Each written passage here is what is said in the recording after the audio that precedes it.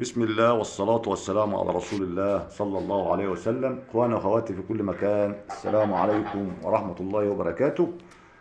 هنتكلم النهارده ان شاء الله في الفيديو بتاع النهارده بمشيئة الله عن اهم الاسباب اللي تزود بيها ترفع بقى مناعة الطائر عندك وتزود عنده الخصوبة، وازاي تعرف ذكر الوز بتاعك بيكسر ولا ما بيكسرش من غير ما تشوفه بيكسر. هنتكلم عن كل ده ان شاء الله بالتفصيل، ونتمنى من الناس انها تكمل الفيديو للنهايه وتدعمنا بلايك وتشترك في القناه وتفعل زر الجرس علشان يصلكم كل جديد. واللي عنده اي سؤال يا جماعه اكتبوا لنا في التعليقات وان شاء الله هنرد عليه. بسم الله توكلنا على الله.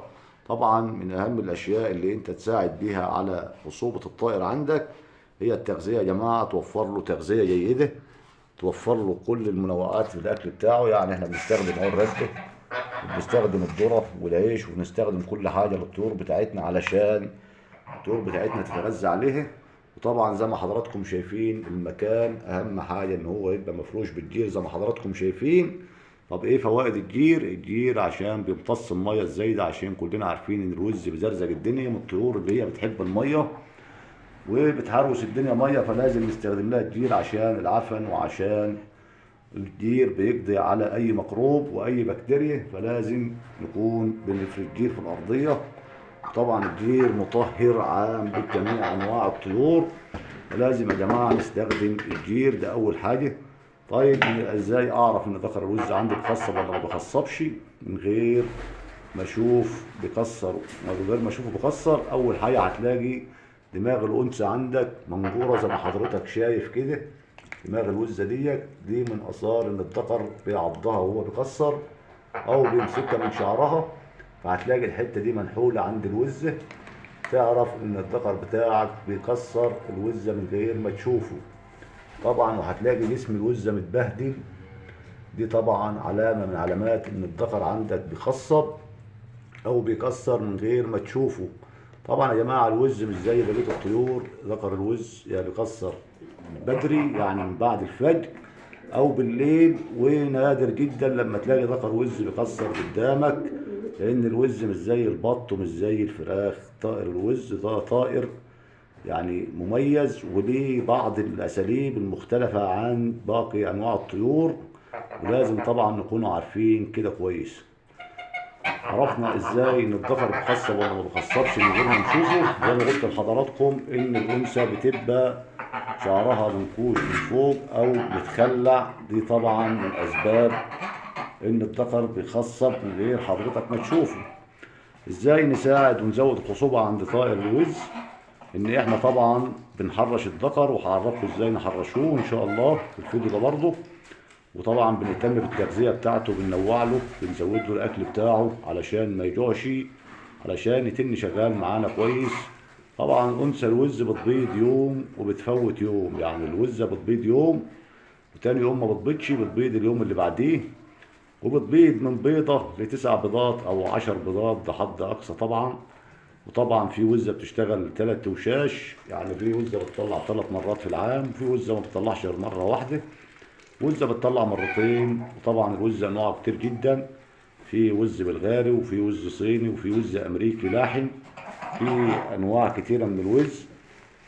طبعا زي ما حضراتكم شايفين ده وز بلدي عادي. اهم حاجه يا جماعه عشان نساعد الذكر على التكسير، نحط ميه زي ما حضراتكم شايفين، بنحط له طشت ميه او اناء فيه ميه، او لو انت حضرتك مربي في مكان كبير متسع في حوش مثلا، بتعمل له حاجه زي حمام السباحه كده بيستحمى فيها الوز، لان الوز طائر مائي بيحب الماء وبيحب ان الماء تكون متواجده قدامه باستمرار. والوز طبعا اغلبيه الوز يا جماعه ما بيكسرش غير في الميه. طبعا يا ريت تكون الناس وصلت لها المعلومه ازاي تعرف ان الذكر بيكسر ولا ما بيكسرش من غير ما تشوفه، وعرفنا الاشياء اللي الوز بيتطلبها في زياده الخصوبه عنده، ان احنا نوفر له التغذيه بتاعته على طول متواجده، نحط له خضره. ولكن في ايام التكسير يا جماعه معلومه مهمه جدا، محدش يحط برسيم للوز في الايام اللي الوز عنده بتبيض فيها. ليه؟ علشان الوز لما بتاكل برسيم بتنزل الكسر تاني من اللي هو المنيه بتاع الذكر، بتنزله تاني في البرسيم، عشان البرسيم بيعمل لها زي اسهال فبيبوظ التكسير عندنا. فلازم يا جماعه نبقى عارفين المعلومه دي كويس. طبعا من الطيور اللي هي بتحب برضو المية جدا وبتحب تستحمى وبتحب ان هي تتنشط برضو. هو البط البلدي زي ما حضراتكم شايفين لازم نوفر له التغذية بتاعته. وهو طبعا البط البلدي بيشتغل طول العام، ما بيشتغلش ملوش فترة معينة زي الوز. وفر له طبعا الاكل بتاعه ووظف له مكانه علشان طبعا يشتغل معانا. وطبعا في موسم التزاوج بتاع الوز بنعزل، لو احنا عندنا بط بلدي او عندنا اي نوع من الطيور بنعزله عن الوز يا جماعة، لان ذكر الوز بيكون شرس جدا في فترة التزاوج. ودي طبعا برضو من العلامات اللي تعرف بيها ان البط الوز عندك جرب التبييض، ان بتلاقي ذكر الوز عندك شرس جدا، بيتعارك وبيزعق وبيزج اي طائر تاني، تعرف ان شاء الله الوز بتاعتك جربت تبيض. طبعا الوز بتاعنا يا جماعه بيبيض ما شاء الله عليه، هو بيبيض واحنا طبعا عارفين بنشتغل معاه ازاي. وطبعا الناس اللي هي ما تعرفش فبتلاقي ذكر الوز عندك بقى شرس جدا وعدائي جدا، تعرف ان شاء الله الوز عندك جرب يبيض، وتعرف ان هو ذكر كويس وبيخصب كويس. وطبعا ذكر الوز ليه من انثى لاربع اناث، ولكن انا بفضل ان هم يكونوا انثتين فقط. لما يكون عندك وزتين بيبيضوا مع بعض يبقى هم اتنين فقط عشان تضمن خصوبة جيدة من ذكر الوز بتاعك، وتتأكد ان الوز عندك ان شاء الله البيض بتاعه مليان فيه كسر يعني. دي طبعا اهم المعلومات عن ذكر الوز. هنتحرش ذكر الوز ازاي يا جماعة؟ بنمسك ذكر الوز وبنحط له حبيتين توم متفصين ل3 توم، بنبلعه ب3 فصوص توم، وبنجيب قرن شطه صغير بنقطعه حتت صغيره وبنبلعه برضه للذكر علشان طبعا ترفع الخصوبه عنده، او 5 6 حبات فلفل اسمر حصى. دي طبعا طريقه تحريش الذكر. الناس اللي هي بيقول لك زرنيخه وما زرنخاش كل ده جدل وبدع ملوش اي ما داعي. والناس اللي بتكوي بالنار حرام جدا يا جماعه، محدش يكوي الوز، ده حاجه يعني ما شفناهاش قبل كده، حرام طبعا مفيش الكلام ده. واصلا الذكر الوز اي ذكر اي طائر ربنا خلقه سبحانه وتعالى في المقومات اللي هي بتساعده على التزاوج، وهو بطبيعته دي غريزه عنده ان هو يتزاوج على فيه في الموسم بتاعه. يعني احنا بس بنعمل ايه؟ بناخد بالاسباب، بنساعد الذكر، بنزود الخصوبه عنده بالحاجات اللي بنقوله عليها، ولكن لا بنكوي بالنار ولا بنعمل اي حاجه من اللي ربنا حرمها. طبعا كل ده حرام وكل ده غلط، ملوش اي دليل من الصحه. ماشي يا جماعه، والناس تربي وتتوكل على الله. الرز طبعا من الطيور الجميله جدا وبيتربى في اي مكان، وهو طائر سنوي في الشغل بتاعه، شغله مواسم.